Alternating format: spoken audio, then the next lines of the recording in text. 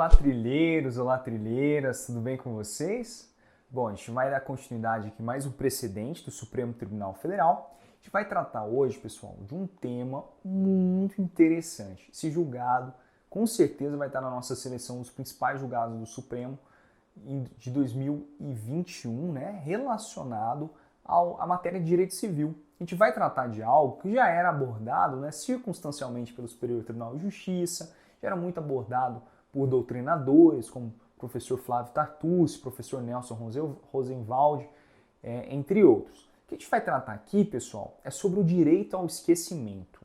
Será que o direito ao esquecimento, será que ele encontra guarida na nossa Constituição? Será que ele é contemplado nos nossos dispositivos constitucionais?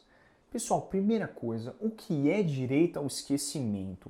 Antes da gente entrar aqui na própria definição que o Supremo apresentou para a gente nesse precedente, eu vou trazer para vocês o precedente, né, alemão onde isso veio à tona, inclusive outras questões relacionadas ao tema no Brasil.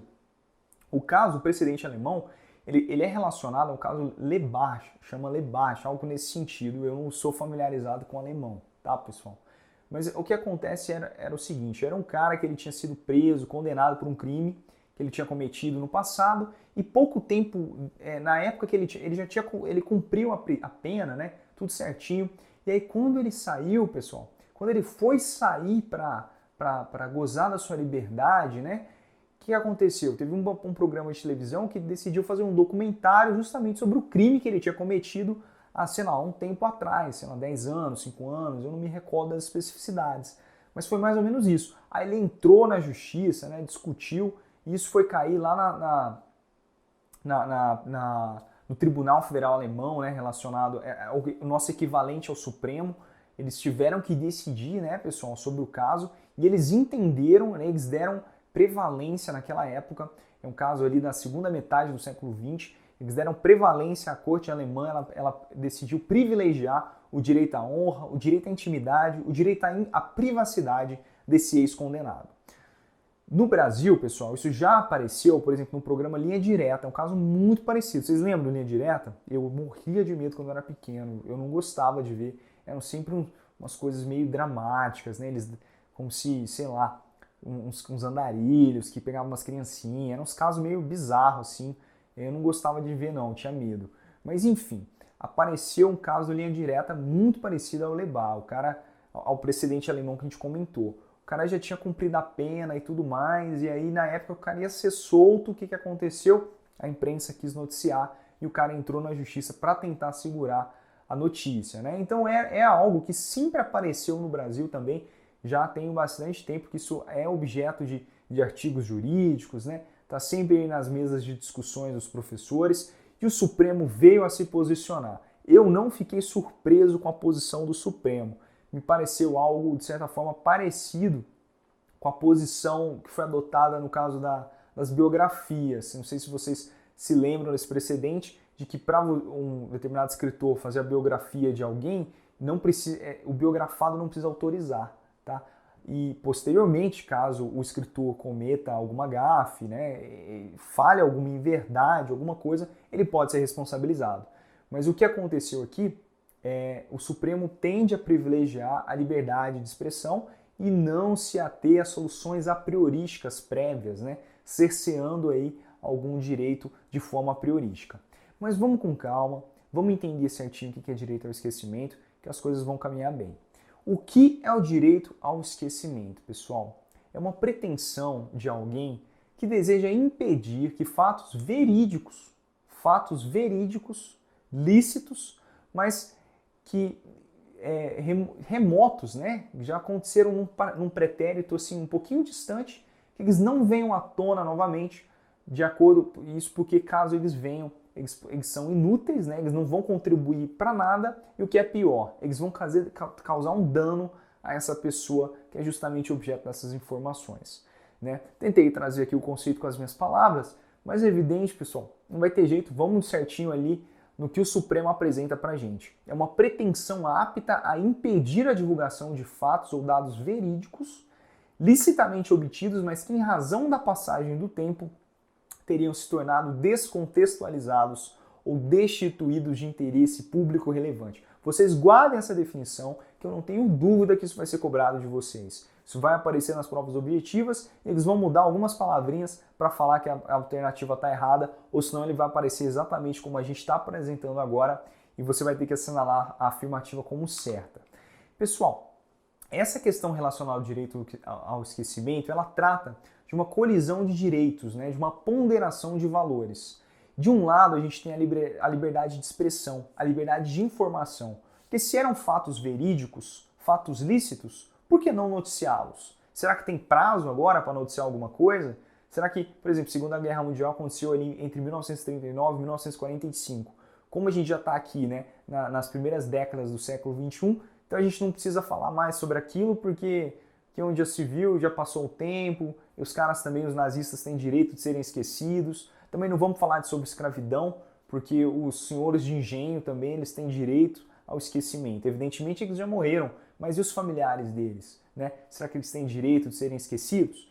Então, de um lado você tem a liberdade de expressão, de informação. Do outro, pessoal, a gente tem o direito à vida privada, à honra, à intimidade, tanto da pessoa, tanto da família, tá?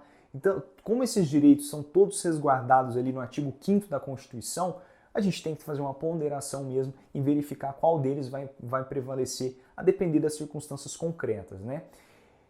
Pessoal, muito importante dizer que o direito ao esquecimento, a gente está tratando de fatos pretéritos cuja importância, de certa forma, é mitigada no tempo presente. Ninguém aqui se discute, por exemplo, o direito ao esquecimento de um fato relevante que acabou de acontecer, como, por exemplo, o incêndio na Boate Kiss. Bem verdade, não é tão recente assim, mas ninguém aqui vai tutelar ali o direito ao esquecimento. Mas, por outro lado, a gente não tem um parâmetro objetivo, a gente não sabe qual que é o tempo exato que deve aplicar para se ater, para alguém ter direito ao esquecimento. Será que são 5 anos? Será que são 10 anos? Será que são 20 anos? Então o Supremo teve que se posicionar sobre isso. O que o Supremo entendeu, pessoal? Uma tese de repercussão geral, uma tese muito importante. Entendeu que o direito ao esquecimento é incompatível com a Constituição Federal. Foi um acórdão de relatoria do ministro Dias Toffoli, eu confesso que foi uma relatoria muito elogiada. O ministro conduziu muito bem, né, essa discussão e deu para perceber que os outros ministros, de fato, eles entenderam o posicionamento do ministro Dias Toffoli. Foi por maioria, não foi por unanimidade, mas foi o ministro ali, ele teve uma certa vanguarda ao esclarecer bem essa tese e o porquê que, na visão dele, seria incompatível o direito ao esquecimento. Ele entendeu que não dá para a gente estabelecer algum tipo de solução a priorística, principalmente porque o nosso ordenamento jurídico ele contempla hipóteses de responsabilização no caso de excessos. Por exemplo, teve um caso que aconteceu 20 anos atrás, você foi verídico, foi lícito, você não, por exemplo, uma fraude em concurso público, passou 20 anos e tudo, e alguém noticia isso para você. Se essa pessoa se exceder, ela vai estar sujeita a pagar uma indenização para a pessoa que foi prejudicada. O que não pode fazer é impedir a prioristicamente, né, de maneira prévia, que a informação seja divulgada, porque a informação pode ser divulgada por fins absolutamente ilícitos, né, com o próprio sentido de informar mesmo. Então esse foi o sentido da decisão do ministro Dias Toffoli. Os fundamentos, pessoal, que aqui é muito importante, né, não basta a gente dar a solução do caso, é muito importante a gente dar, né, a questão, os fundamentos certinhos. Eu mesmo já cansei de pegar a prova discursiva minha, que eu acertei a tese, mas o cara não me pontuou porque eu estava ali com algum tipo de fundamento, né, que não era o fundamento desejado, não era o fundamento esperado. Vou te dar um exemplo. Era uma decisão do STF e você falou que era uma decisão do STJ. Você vai perder ponto. Não importa se você tenha falado certinho, né, a resposta que ele desejava. Mas vamos lá. Primeiro, seria uma restrição, pessoal, exagerada à liberdade de expressão e de pensamento. Todo mundo tem direito de informar e de ser informado, né? Sobretudo um país como o Brasil, que vem de uma herança, né, de um regime ditatorial militar, onde não se tinha liberdade de expressão.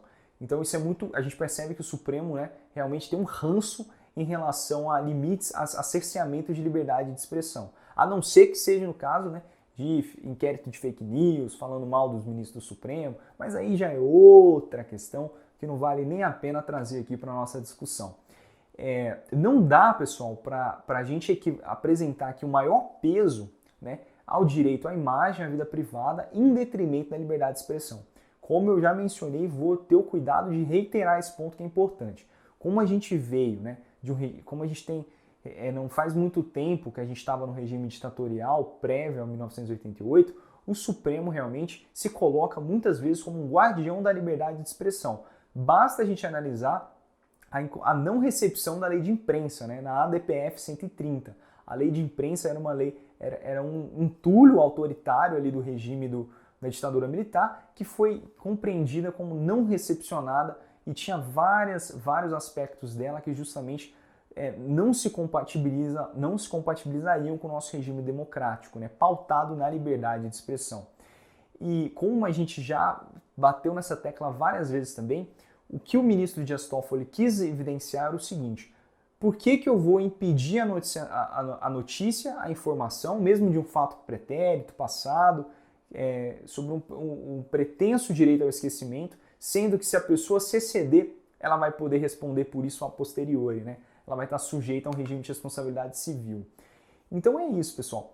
Basicamente, esta foi a solução adequada, né? E o que conquistou também de forma relevante é que o ministro ele ressalta essa insegurança da gente não saber qual o tempo necessário para se averiguar quem tem e quem não tem o direito ao esquecimento, né? E ele diz que a gente não prescinde de uma lei para estabelecer isso. É interessante observar que ele joga a bola para o legislador. Ele fala, olha só, nada impede, né, da gente tratar aqui futuramente sobre direito ao esquecimento e tudo, só que não tem como a gente fazer isso de uma forma, né, por nossa conta. Não é o judiciário que vai determinar qual que é o prazo necessário para a gente entender que um fato é relevante e que um fato deixa de ser relevante. O caso é muito interessante, tá? Eu não tenho dúvida que ele vai ser cobrado de vocês nas provas e eu realmente espero que vocês tenham gostado da aula. E é um tema que merece aprofundamento, é um tema que merece a gente abrir um livrinho de doutrina e dar uma lida, porque ele vai aparecer. Isso aqui tem cara de questão discursiva, hein? Esse julgado aqui tem cara e jeito de prova discursiva, tá bom? Espero que vocês tenham gostado. Aguardo vocês na nossa próxima aula.